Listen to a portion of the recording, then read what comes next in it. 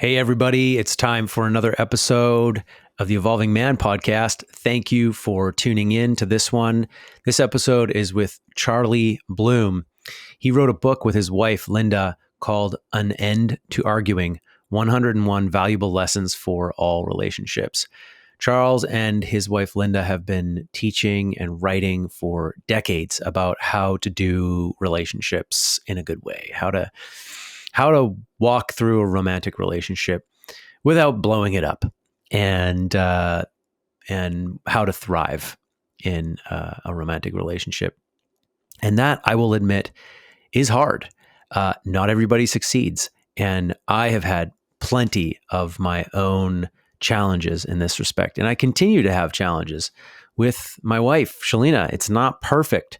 We struggle sometimes. We fight sometimes, and so I really like learning from people like Charlie, who have been doing this for so many years, he's still married to Linda, and they're doing it, So this was a great conversation to have. And some of the pieces that we touched on in this episode, the reality that you're never going to agree on everything and how to navigate that reality without getting stuck in loops trying to prove to the other person that we're right. Charles at one point shares this piece around, keeping fighting is worse than stopping. Continuing to fight is worse than stopping. And sometimes we do that. We will just stick to an argument for days trying to win. And so he gives us some alternatives to that. We talk about how pain and struggle actually is something that moves us to change, and that it can be a blessing in disguise. If you're feeling some pain in your relationship right now, if things aren't going well in some respect, you have an opportunity to look at that and try to figure out what's going on that's causing that. So I encourage you to take that as information and an opportunity to take a different action. Go find somebody to talk to, go take a course, find an expert to learn from. I'm still doing that with these podcasts, learning from people who know better than me and can continue to walk me down the road towards a successful relationship. So I encourage you to do that if that's happening for you right now. We talk about romantic relationship as a spiritual lesson. We talk about external locus of control versus internal locus of control, and how that reorienting where you put control in your life can change so much. And, we talk about the abuser and victim dynamic, and how that can be something that we just automatically ascribe to every situation, and how that can be detrimental to finding a solution and a win-win. And we talk about triggers and how to deal with triggers, and whether triggers ever really go away or not. So enjoy this conversation with Charles. As far as I go and what's happening in my life and things that apply to this conversation for you, the Creating Conscious Love course is still up for sale. It's a course that I created with my partner where we share our 6 favorite processes with couples. And it's something that you can sit down, have a little date night, connection night, where you watch a little teaching and then you do a little practice. And there's PDFs and stuff that you can print off and practice with each other. So I recommend you check that out. It's in my link tree. And you can also just Google Creating Conscious Love. It's on the Rising Woman website.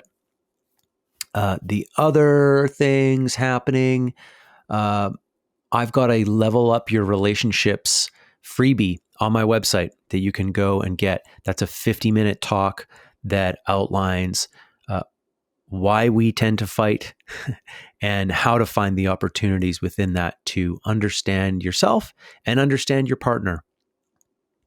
There's a great sort of webinar style video there that you can get for free, along with some free handouts. And I really love that talk. And I think it's very high value for as an intro to conscious relationship work and where we need to focus to find solutions. Super secret hint: being curious about your partner is one of the best things that you can do to resolve conflict. Okay. The conscious relationship counsel that I do with men may or may not be happening in the fall of this year, 2024. We'll see. Stay in touch with me for that. We just wrapped up a fantastic cohort with a bunch of men who finished that 12-week live program, and I love doing it, so we're going to continue doing that. I will quit babbling. Enjoy this episode with Charlie Bloom. Okay, I am here with a man named Charlie Bloom, who wrote the book that I'm holding in my hand called An End to Arguing: 101 Valuable Lessons for All Relationships. And Charlie, you wrote that with your wife, Linda. Mm-hmm. Thank you for coming on my show and sharing some of your wisdom with my listeners. Yeah, well, thank you so much, Ben, for inviting me. Delighted to be here. Okay, so I'm seeing you as the arguing expert. So I want to have a conversation with that statement. I want to have a conversation about arguing and conflict in relationship, and it's such an important topic. Arguments and conflict are what tend to break up most relationships, and it's a complicated subject. I think some relationships are meant to break up, but some have great potential to stay together, but they don't, or they can't, because they don't know how to navigate conflict. And so, yeah, I'm excited to have that conversation with you. And so I think maybe a great place to start is, is there, do you distinguish between types of conflict, types of fighting? And are there some types of conflict that are good and some types that are really bad for relationships and that should be avoided? Yes, yes, and yes. Any other questions? Yeah, well, thanks for the question. The kind of arguments or the kind of conflict that we're referring to in the title of the book is not simply ending those differences that show up in all relationships. Um, there are no relationships that I've ever seen or heard of in which both people are always aligned with their experience and their point of view and their perspective about everything. So in committed partnerships, which is largely what we deal with, although we do deal with, like the title says, all relationships, whether it's romantic partnerships or long-term partnerships or work partnerships or family relationships. But we're really focused on the kind of relationship that is specifically a primary concern. So it's not something that's secondary to other kinds of relationships, but it's, for most people, it's the most, or like right at the top of their priority list as far as relationships that really matter, that they have a stake in. And we're not saying that there's anything wrong with having differences or even arguing.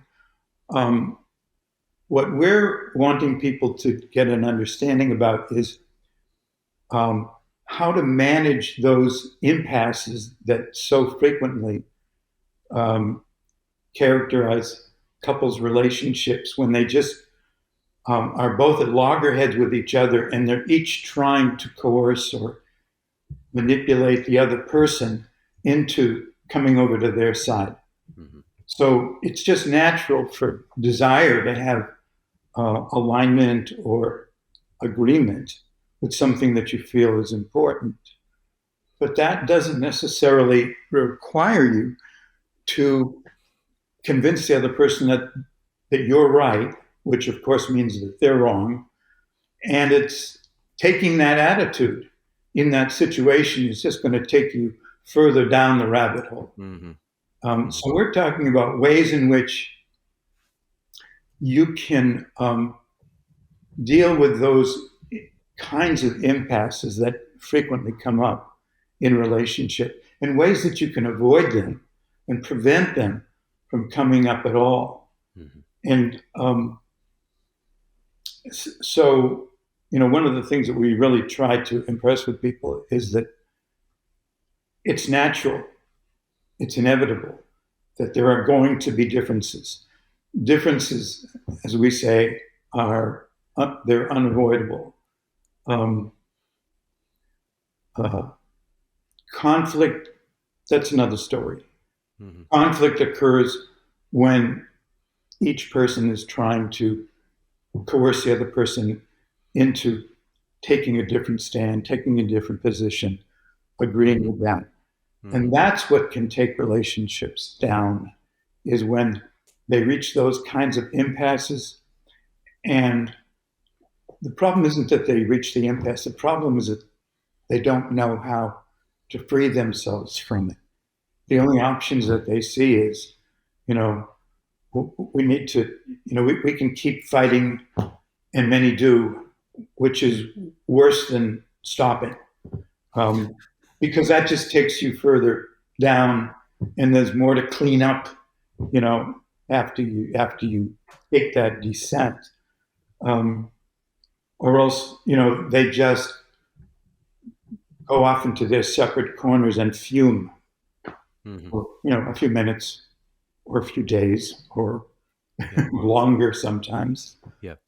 So, the 101 refers to the different ways that we have found of dealing with, preventing, avoiding those kinds of breakdowns. Mm-hmm. Yeah, I had a guy in one of our live calls yesterday ask us, is overreaction a thing? Like, if I was trying to prove to her that she was overreacting, like, was I right? And so we got into this discussion about how we tend to do that. One of us tends to not understand what's going on with the other person, why they're reacting the way that they are to some disagreement or some different way of seeing things. And then, at least in this guy's case, and definitely in my own life, I have tried to tell my partner that their reaction is not it's not called for. Like, oh, no, you're either misunderstanding this situation or you're looking at it wrong. You should look at it like I do. Or it's not a problem, or let me solve it for you. And, so he was asking, like, but is there a legitimate overreaction? Like, could I just be right? And I said, like, well, what if yes, then where does that leave your partner? If you're able to convince her, hey, you're overreacting, and she goes, okay, yeah, I was overreacting. Does she feel better and more connected to you? No. Mm-hmm. She doesn't. Yeah. So it's not a good solution anyways to prove your partner right, or prove your partner wrong and prove yourself right. Exactly. Yeah. I mean, it's so important to do what you just mentioned, which is to get clear about, well, what is my intention in this interaction right now? What is it that I want to have happen out of our dialogue here? Is it to be right? Or is it to enhance the quality of the relationship? And the key word in that is and, because, because if you want to do both, it isn't going to happen. You have to choose. Either I'm committed to being right, which means they're going to feel wrong. And if they feel wrong, they're going to get defensive. And if they get defensive, that's going to trigger me. And then we're down the rabbit hole again. So what's my intention is the question that we really need to get clear about when we're in an interaction like that. Because if I look at that intention, if I'm clear about it, I'm probably not likely to react in a way that's going to activate their defensiveness. And anytime the focus, what I have found is that whenever my focus is on what I want this person to understand, what I want them to know, what I want them to see, what I want them to feel, how I want them to be, whenever that's the focus of my attention, I'm going to activate defensiveness because they're always going to feel judged, criticized, and made wrong. So the question then comes up, well, how do I deal with it when I do feel like somebody is overreacting and I want them to know it because I think if I let them know that they're going to stop. Well, most of us have tried that enough to know that pointing that out to somebody is not terribly likely to motivate them to stop feeling what they're doing, feeling what they're feeling and doing what they're doing. Yeah. I mean, my dad used to say, do you want to be right or do you want to be happy? And I used to think that that the being happy was kind of a begrudging kind of happy. Yeah, Like it was almost like, do you want to be right or do you want to settle? yeah, But I like how you put it. Like, do you want to be right or do you want to be focused on enhancing the quality of your connection? Because it's different. it is. Yeah, and that kind of led to a thing about getting clear about what your intention is in having this interaction. What do I want to have happen here? Mm-hmm. What is my hope? What is my desire? What's my intent for even having this conversation? Mm-hmm. Yeah, and we tend to get lost in that because I think a lot of people, the intent of the conversation is to get heard and have the other person agree with us. Well, we assume that if they really hear me, then they will agree with us. Yeah, exactly. It's like when people say, no, you're not listening. Yes, I am listening. I just don't agree with you. But they think that, well, if you really were listening, you would agree with me. So you can't be listening. Yeah. Yeah. I've said those exact things to my partner. Wow. It also doesn't work very well, like, yeah, I am listening. I just don't agree with you. But so what is the goal? How do you teach people to navigate impasses or to diminish the frequency of conflict and these sort of like getting stuck in a loop? Couples, like you were saying, couples get stuck in a loop where Mm-hmm. they're both trying to prove to the other person their side. They're both trying to get heard. They're Yeah. they're they're both trying to make a point, and it just gets kind of worse and worse over time. And we, at the worst of times, we start bringing in ammo and stories from the past, and we start assassinating our partner's character in some, well, you're not reliable in this way, or I can't believe you in this way. And so I must be right. We start working on on our credibility, and it can get nasty, especially over the course of like a long argument, maybe that's built up a lot of heat. So how do you teach people to escape those loops? Mm-hmm. Yeah. Well, unfortunately, most people who do seek out some kind of solution to this challenge, and it is challenging, as most of us who have been in, relationships for any amount of time know.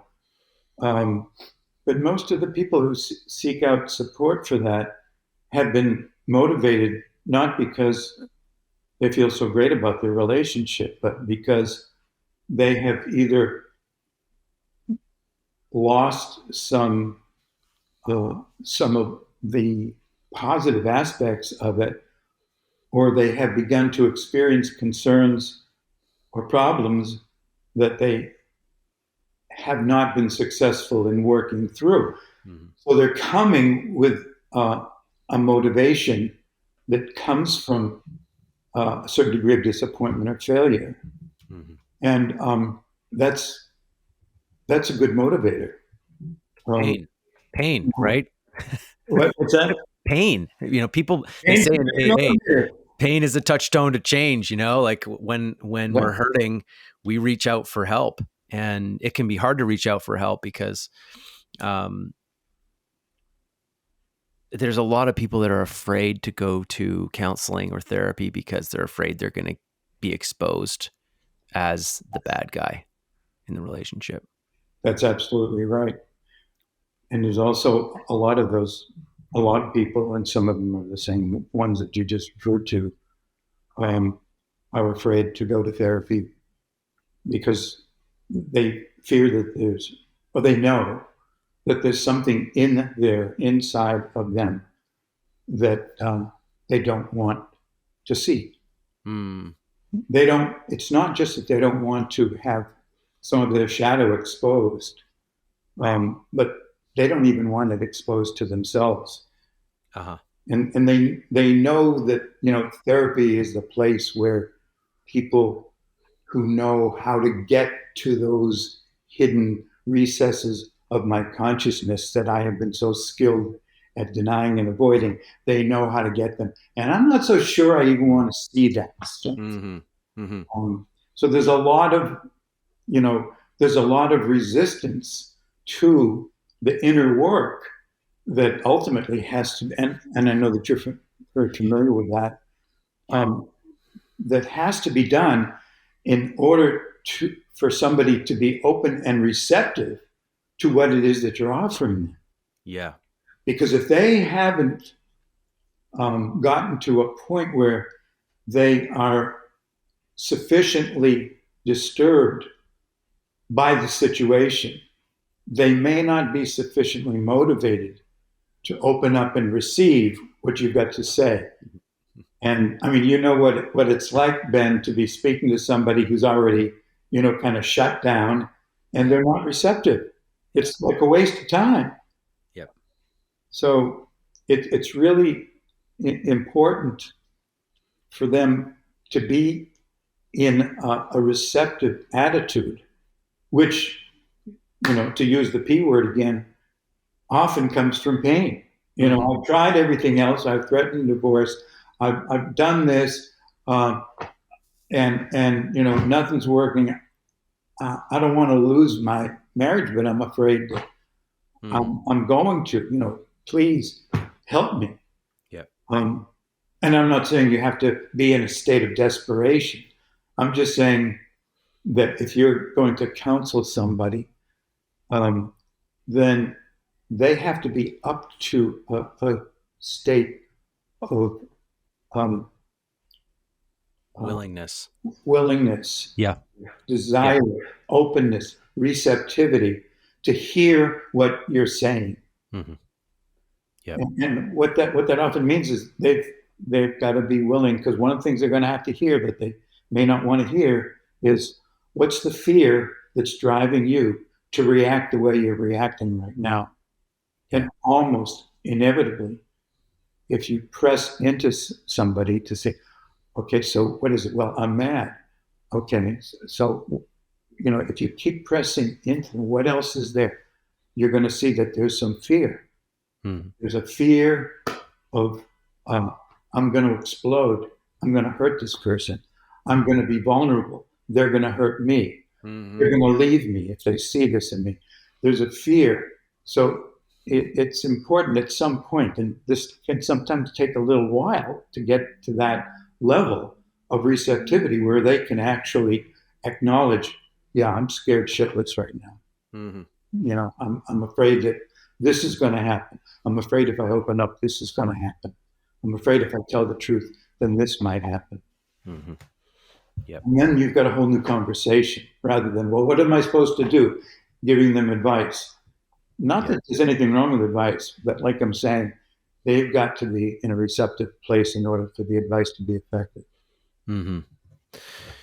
Yeah. So, I love what you're saying about people's hesitation and fear of digging in and doing the work, Yeah. because in my view, we tend to project and bring our issues from the past and our largest issues from the past happened in childhood and happened in our childhood home and between us and our parents. And we saw them happen between our parents, and they were coded deeply in our unconscious. And the themes from our childhood, from those wounds, from those experiences that we had, tend to be brought into our relationship and influence the hardest parts of our relationship.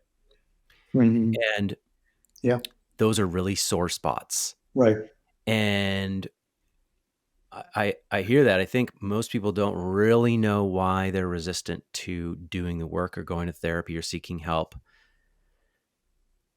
because it's sort of hidden from view, but unconsciously we're all scared that all that stuff is going to be brought up further. We're trying to avoid it all the time. We're trying Exactly. to solve the problem by solving our partner and getting Yes. them to do the right things and play the You right got parts in our life. it.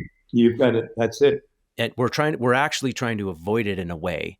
We're not trying to consciously reenact it, but that's what's happening. That's what's and happening. and so the therapy is terrifying, because it's like, at some level we know, like, oh, my shit with my dad is going to come up, my Yep. shit with my mom is going to come up, Yep. and then my partner is going to see that, and the therapist is going to see that, and I don't know what I'm going to do. I might lose control. Like, I've never even gone there. I don't want to go there. Mm-hmm. Yeah. That's All what that. I think is All behind that. all of it. Yep. Yeah.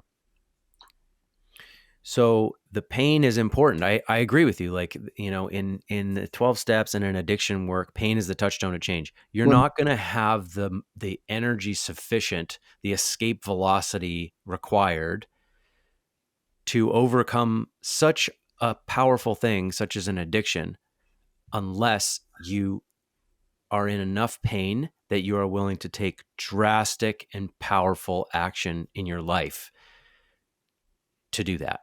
You just won't have enough gusto.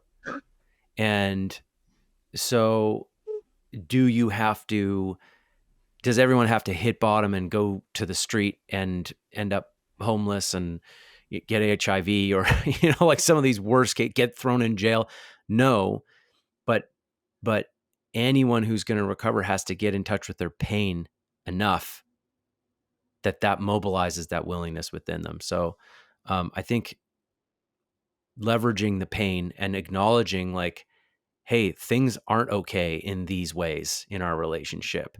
And I have been avoiding that. I've been pretending, or um, in denial, avoiding, focusing on work, marginalizing our problems in our relationship. And now I have to recognize that in order to actually do something about it. So there mhm. is this whole, like, we learned this in counseling school, that, like, sometimes people are pre-contemplative. They're not even thinking that they have a problem yet. Right. And then they're contemplative. They're actually thinking, oh, maybe I do have a problem. And then they start moving into the stages of change. And Mhm. a lot of people are actually in that pre-contemplative phase. They're having problems. They're struggling in relationship, but they're not really acknowledging the depth of the issue to the point where they're willing to take action. So very Mhm. hard to influence those people. But I Mhm. guess the point of this piece is just to say, like, hey, you don't have to settle in your relationships. It's always worth Mhm. looking at, like, hey, where am I not happy? Where am I uncomfortable? Where am I settling? Mhm. And to know that, like, it doesn't have to be that way. There are solutions out there. There's people like Charlie carrying these teachings. Mhm. Yeah. Well, I love what you're saying. Um, yeah.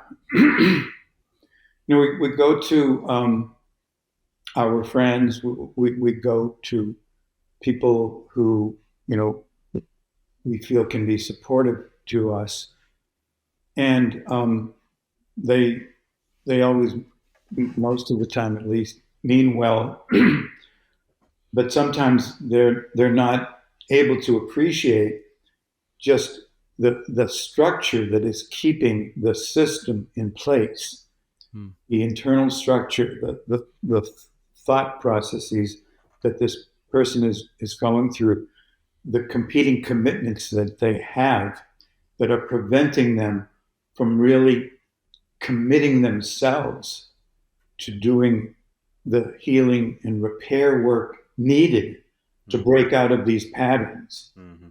And so they give us well-intended advice, but the advice that we often receive isn't sufficient to bring them their motivation level up to the level that you're talking about. Right. Um, Yeah. and they're still in the stage of believing that, yeah, there's a problem here, but it's her problem, you know. Mm-hmm. And my job is if I can just get her to understand how she is creating this problem that we are having, then everything is going to be fine. So that's, that's one of the earlier stages of the process. First one is to recognize, hey, there's a problem here. The second one is to recognize that we are both co-creating this problem, that this is our problem, that we are responsible for having it be present here between us. We are both responsible for dealing with it in a way that leads to both of us feeling satisfied rather than one of us dominating and winning the argument and the other one feeling like a loser. Mm-hmm. Because if this is a win-lose situation, and that's the perspective that a lot of us bring to it, you know, either I'm going to win this, um, and I'm going to get what I want, um, or I'm going to lose this, and he or she is going to get what they want. It's win lose, and of course, you know, can't talk about this stuff without making reference to the nature of the culture that we live in, which is basically a top down system in which there are winners and losers. And if you're not a winner, then there's only one possibility there. Mm-hmm. So it's not just the family system that we're up against, which has taught us certain rules and regulations and roles, um, but it's the culture that reinforces this scarcity competitive notion that you're either going to be dominated or you're going to dominate. You're going to win or you're going to lose. Mm-hmm. It's very hard to get free from that because it's so prevalent in the air that we breathe. But Yeah. and in some situations, in some situations that is definitely the case. There is competition for scarce resources. There are certain rules in certain contexts, work contexts, different kinds of situations where that is the case. Mm-hmm. Uh, Relationships which are not transactional, relationships which are not about getting something like winning or getting more money or getting more uh, points. Relationships require mutual fulfillment. Doesn't mean that everybody always gets everything that they want. Mm. It just means that if the relationship doesn't take into consideration the needs and desires of each person, and they don't feel, at least, and each person doesn't feel minimally, at least somewhat satisfied with the outcome, then there are no winners. Uh-huh. Because the person who dominates and gets their way um, is going to have to deal with some blowback, subtle or unsubtle, covert or overt, from Mm. the other person who is left feeling diminished in some ways. Yeah. And they'll let you know. Yeah. I love what you're saying here about how we tend to get stuck in like an abuser victim mentality, a win lose, you know, mentality in relationship, and this tendency that people have to have like an external locus of control, just blaming other people or the outside world or circumstances for what's happening in their life. Yes. And We all do that. Even the most empowered of us do that We from time. all do it. We all do it. And that outlook is not empowering. It's the opposite of empowering. It disempowers us when we look at things that way, because if everything is outside of our control, then we have no control. Like we're just I'm I'm screwed. innocent and I'm a victim. Yeah. That's the only conclusion you can come to. Yeah. I'm innocent and I'm a victim. The innocent victim. Yeah, yeah. Just one of these stages of change that my Well, teacher and said. that is where a lot of people who haven't reached that level of motivation that you were talking about, Mm-hmm. that's where they're living. Mm-hmm. And the more they ruminate about how the other person is not treating them the way they deserve to be, how the other person is causing this, how the other person is being unfair or misunderstanding, the more they think that, the more they affirm, Mm-hmm. get into confirmation bias, which is really dangerous. The Yep. more they affirm their victim status. And the more they affirm that, the less powerful, the less effective they feel themselves to be. So it's a vicious cycle. Yeah. Yeah. So I feel your teachings around trying to flip that script for people Yeah, and switch them from that external locus of control to an internal locus of control. This idea that any relationship in your life that has this sort of depth to it, yeah, is a co-creation. It's right. you have created it in part, and thus you are at least partly responsible for what's occurring. And Exactly. from that spiritual perspective, some people can see relationship from like as a spiritual lesson, Mm-hmm. is like, this is happening in your relationship for a reason. Like, what karmic or spiritual lesson is trying to come through your partner in this moment, through this conflict in this moment, that is asking you to rise to a higher level, not seek a lower level of blame and shame and acting out, but how can you rise above? Mm-hmm. That's a beautiful question. It's such a better question than how can I get them to understand this? How can I get them to see what they need to see?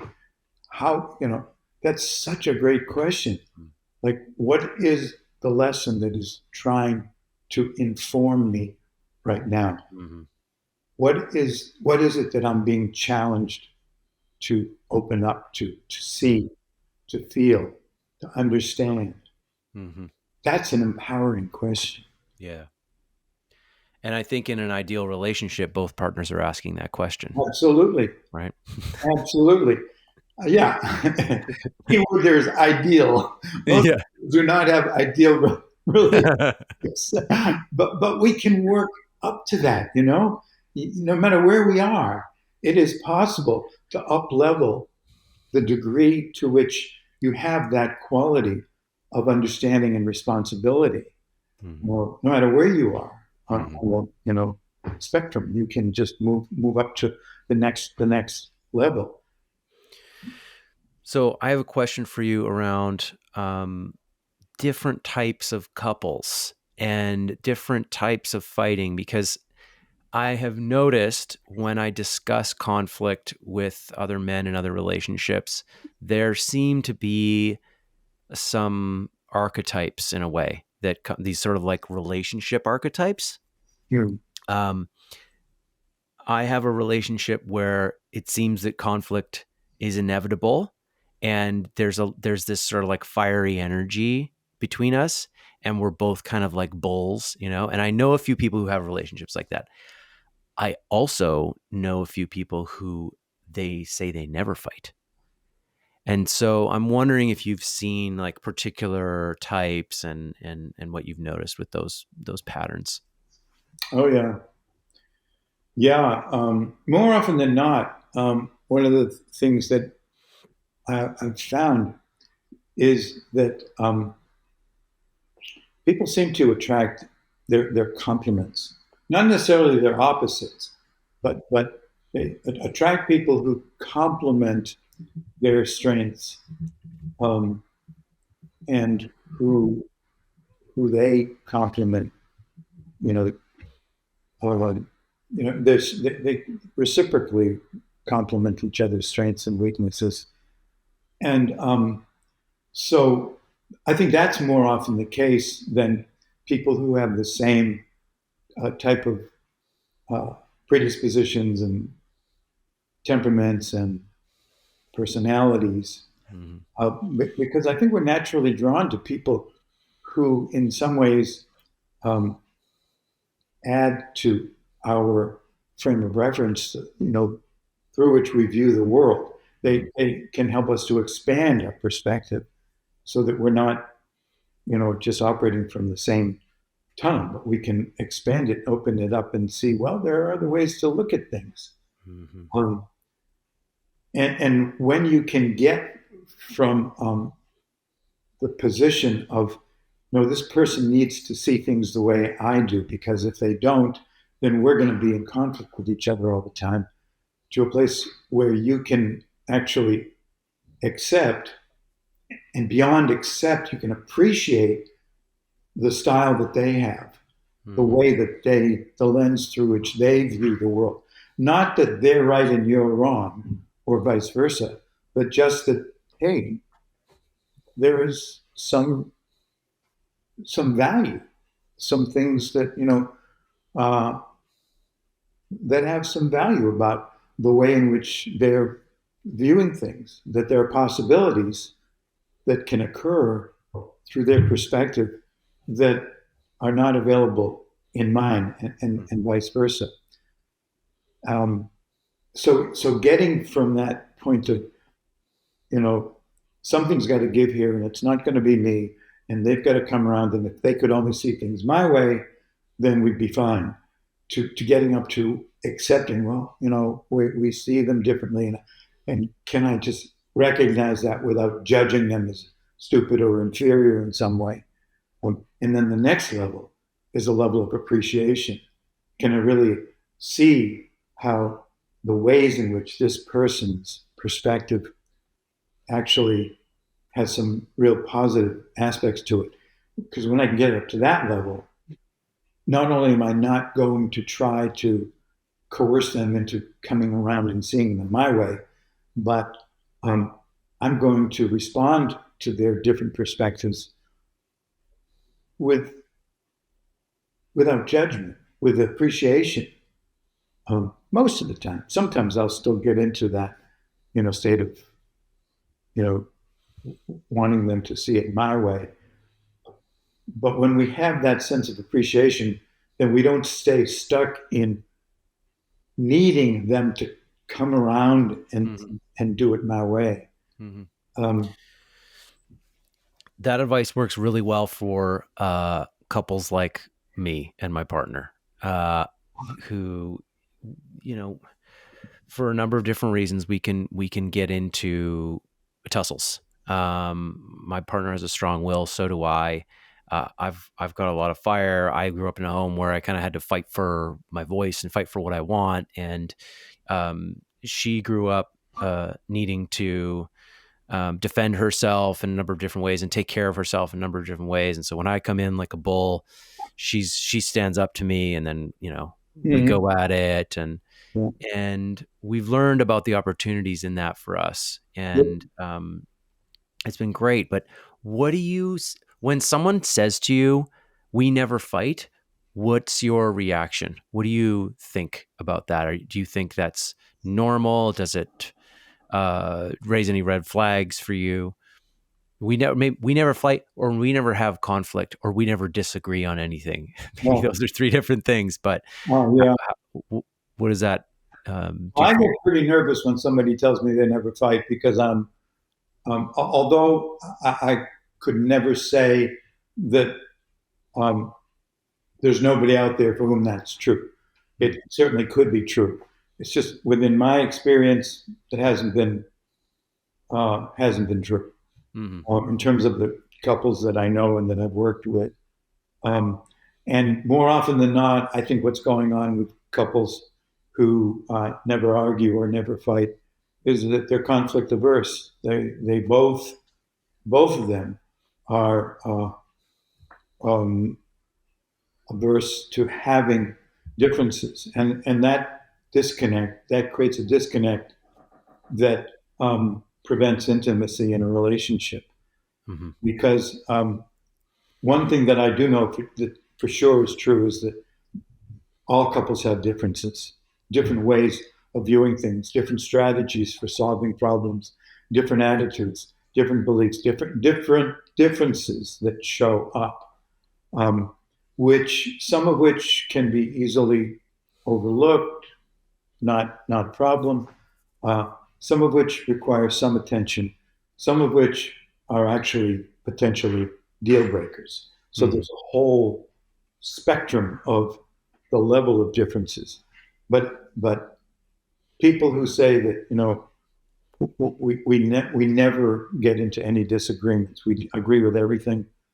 Um, Either one or both of them are shutting down uh, feelings that they fear will be inflammatory or dangerous in the relationship. Hmm. Um, so, I Hmm. mean, I wouldn't accuse somebody of being in denial or lying if they said that to me. Um, Probably what I would say is, "Wow, really? You mean like you both agree with everything? That's amazing. Wow." Yeah. I probably would not say, you're either in denial or you're lying. Uh, no, Yeah. but I mean, you know what I'm saying? It's, and this is largely because we all do tend to attract people with whom there are some differences. Hmm. That's why we're attracted to each That's other, how we're attracted to them in the first Yep. place. Yep. Yeah. Yeah, I feel the same way, and sometimes I think, oh, maybe it's just because of who I am, but and how the way I do relationships, but it just makes me skeptical when people say that they don't fight or that they don't really have any arguing.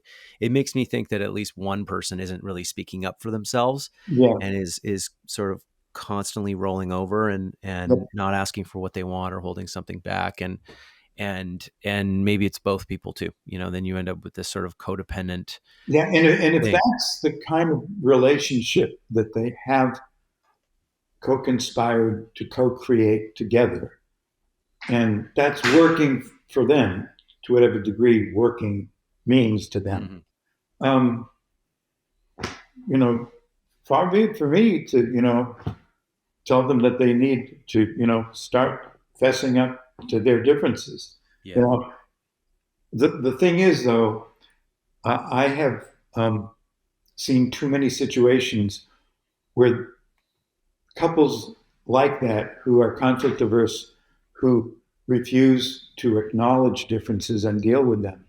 I've seen very few cases where that hasn't at some point broken down. It blows up. Yeah, At some that's point, it it blows up. does blow up. Hmm. Yeah, Yeah, this happened to me in a shorter relationship when I was dating. But I mean, we were together for a year and a half and we never fought. We never fought for that whole year and a half. And then we had a very heavy situation that we had to deal with, her and I. It yeah, was very emotional. Um, it was really hard to know what to do. And it brought up so much around, you know, what it means to be there for each other. There was all this wounding that occurred, and the fight was so big it destroyed the relationship. We didn't know how to fight, yeah, and right. and we didn't even know how to measure the magnitude of the disagreement that we were having because we had never sorted out how to fight, how to argue, how to be in conflict, and it ended the relationship. So for me, that's all always in the back of my mind. Like, oh yeah, I was in a relationship once where we never fought, Hmm. and it exploded as Yeah. soon as we faced something heavy together. I won't say. I mean, and thank you for that example. It's a very powerful example. I won't say that every relationship at some point will blow up because some people go to their grave Yeah. without ever having confronted certain issues. Um, but the odds of that happening are very, very high. Mm-hmm. I mean, the likelihood of that happening Mm-hmm. is very, very high.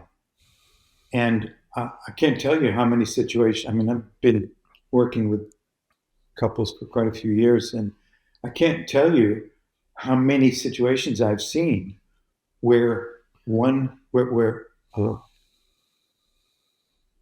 in a couple, one person has had the experience that everything has been fine, and then suddenly, out of nowhere, that's a quote. I'm putting that in air quotes. Out of nowhere, um, she just told me it's over. Right. Uh, Out of nowhere, you know, everything was fine. We went from great to zero overnight.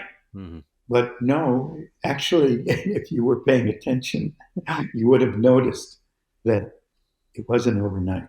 Mm-hmm. It was over years of dissatisfaction that wasn't expressed sufficiently clearly, that you didn't pick up on, Yeah. or wasn't addressed. So, no, nothing happens overnight. Yeah. Yeah, that's very important for people to hear. It also happens in the addiction counseling world. Like, so a guy will relapse and he'll come back, and then we'll be like, "What happened?" And be like, "I don't know, guys. I just ended up using." And Something happened to me. Somebody forced me to take that drink. I don't know how. yeah, Yeah, but yeah, what and happened? we'll, we'll poke, we'll prod, we'll ask a whole bunch of questions, and it'll take a while, but eventually it'll become clear. Like, oh, like I actually stopped doing all of these things over here on this side of the on this side of the book, and these are the things that actually tend to keep me in the safe zone. And Yeah, then I got triggered by this, and I went to this place, which was extra triggering, and then I called my dealer, and so yeah, the exactly. story unfolds as soon as the person tunes into that Yeah, awareness. And I've heard the same thing yeah, from guys who are like, I don't, yeah, the relationship, like, I don't know. yeah. But you ask enough questions and you find out that there was really like a minimization and a checked outness occurring on one person's part that resulted in the other Well, partner leaving. again, Yeah. coming from that whole attitude, I'm just an innocent victim. Yeah. Right. No, it happened to me. Hmm. Yeah. Passive. Yeah. So, you know, the guys that I work with, the people that listen to my show, I think are pretty familiar with these concepts you and I are talking about of Mhm, of like the need to actually take responsibility for what's occurring in your life and your relationship. mhm. Almost everybody that listens to my show is into some kind of personal growth work. And so I have a specific question for you here that um, has come up recently in some of the groups that I've run, and it's yeah, it's challenging. So a lot of the guys I work with, they've read a lot of books. Maybe they've read your book. They've read Harville and Helen. They've gone and done a John Wineland workshop. They've joined a men's group. They took my course, the Conscious Relationship Council, and they're struggling to take that knowledge and that learning and maybe even that work that they've done on themselves. Like if they take a course or they go to a men's work weekend, like they're going to do some deep stuff where they do some excavation there and they expose some pain and they release some shit, but they come back to their relationships. And it seems like the biggest jump that people make is from knowledge to action in the relationships, right? It was Ram Dass that said, if you think you're spiritual and you're enlightened, Go go home spend a Thanksgiving. weekend with your family. Yeah, Yeah. Yeah. Like all of a sudden, all this stuff that you've learned to do is so yeah, hard for you once you're triggered by by your family members. And our romantic partners tend to be that for us in a big way. Maybe yes. not quite as triggering as our parents. Sometimes, yes, but Well, definitely up there. yeah, Um, what advice do you give to men who are struggling to like make the rubber meet the road in a sense? Like how yeah. do I Mm. translate the teachings that I know in my head into my relationship and like practice these things with my partner? Mm-hmm. Yeah. Yeah. Yeah. That is the $1 billion question, because there's such a profound difference between understanding something and embodying it, Yeah. in understanding a certain principle and embodying it. And one of the things that I often find myself suggesting to people who are confronting that challenge um, is try to lose the hope that you're ever not going to be triggered. Hmm. Just assume that getting triggered is something that will occur in your life from time to time, Mm-hmm. as long as it does. Yeah. And and having the goal of not being triggered sets you up for more self-shaming and self-blaming and uh, self-criticism, because just the expectation that I need to not get triggered um, is a setup. It is a setup. And being triggered is not the problem. There's plenty of people who get triggered who don't have serious problems as a result of that. Hmm. The only difference is that they know how to deal with the trigger so that when it occurs, it doesn't overwhelm them, it doesn't flood them, it doesn't um, cause them to react in ways that just amplify whatever the trigger is. But they are able to manage the feelings that come up when they get activated and process them with increasing um, competency and speed, so that rather than becoming something that just throws them off course for days or weeks, um, it becomes it's a blip on the screen. It comes up, they feel it, they respond to it rather than react to it, but they respond to it, do what they need to do to process this in a way that neutralizes um, the emotional reactivity, and then move on. And that whole process, when it's practiced enough, can occur in a very, very short period of time. I mean, like minutes or sometimes even seconds.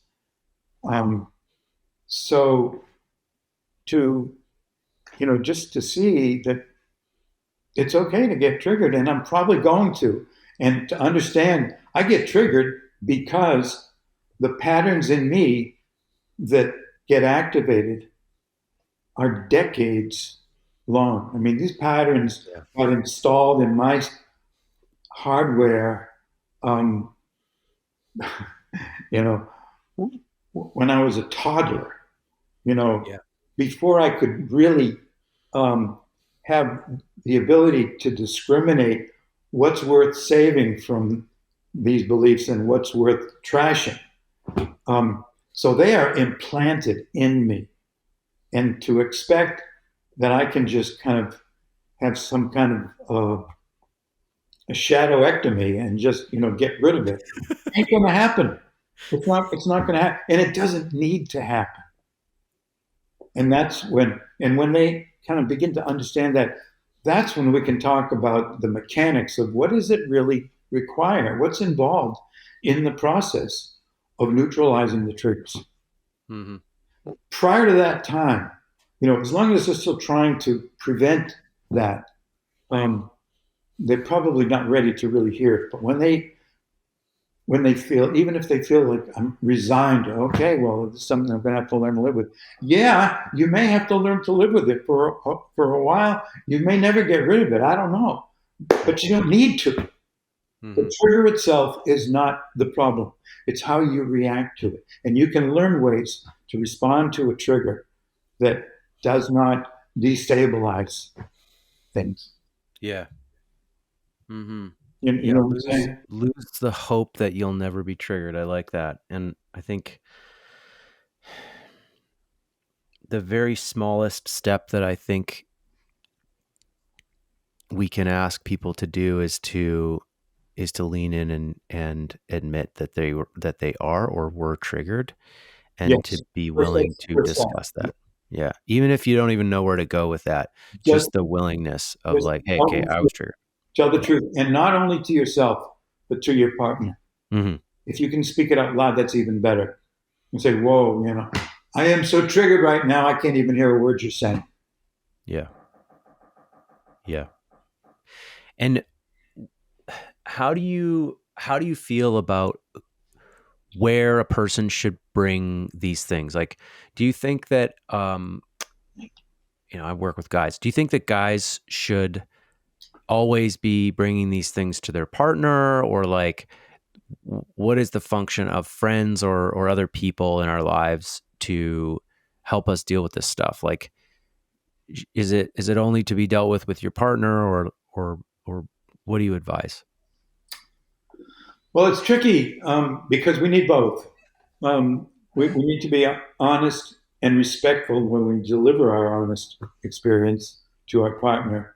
And we need friends. We need friends who can, you know, be there for us, with us, who can provide, you know, compassionate understanding and, wise counsel.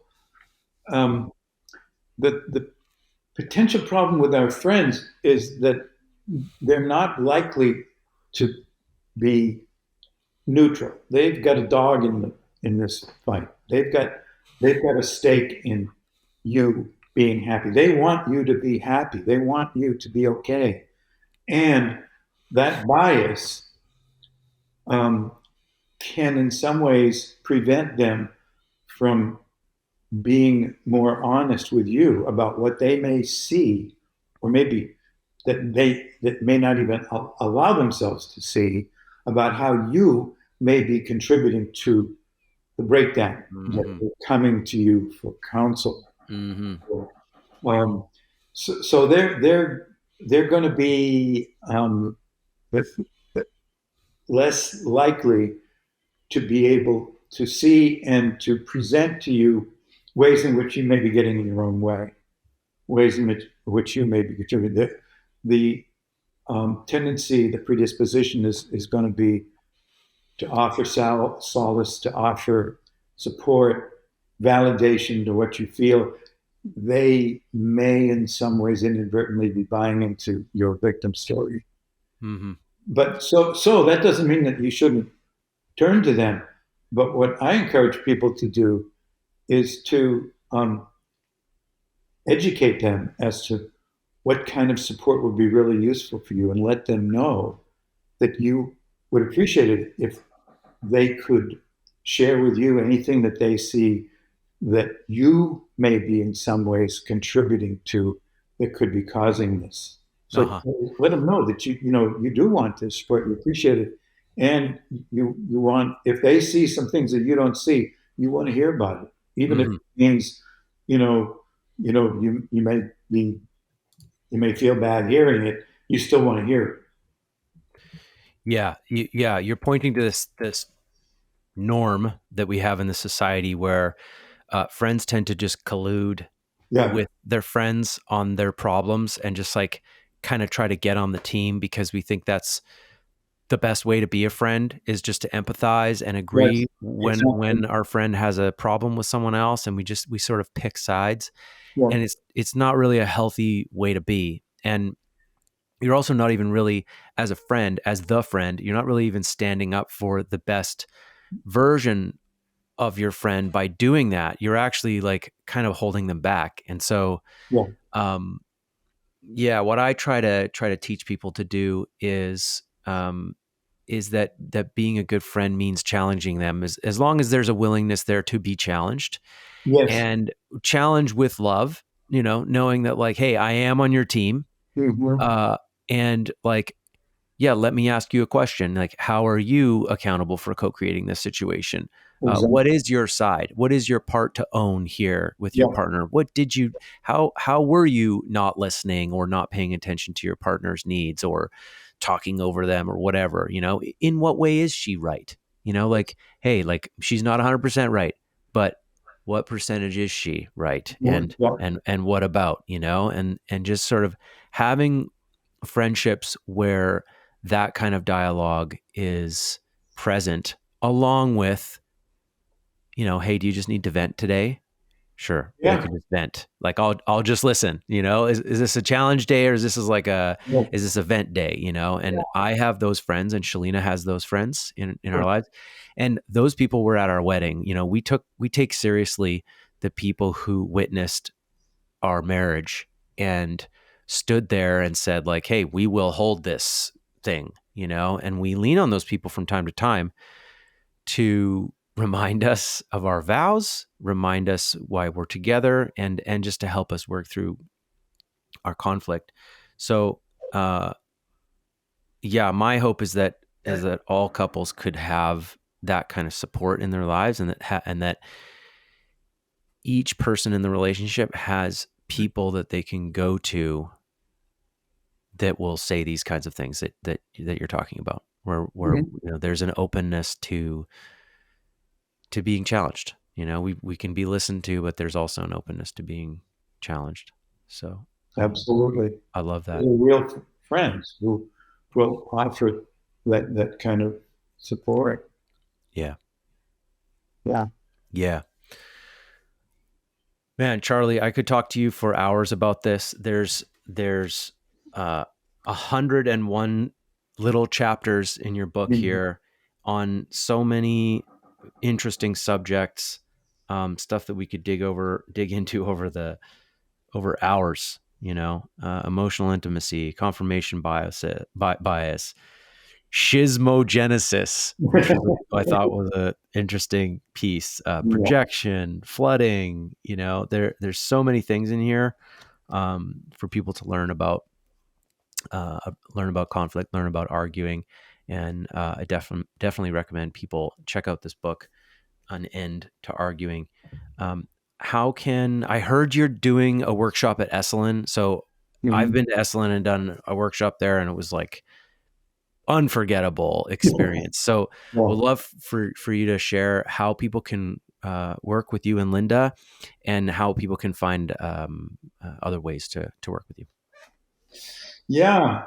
Okay. Well, I agree with your assessment of Esalen. I think it's a magical place, and we've been teaching there for 30 years, Hmm. and it's just one of my favorite spots on earth.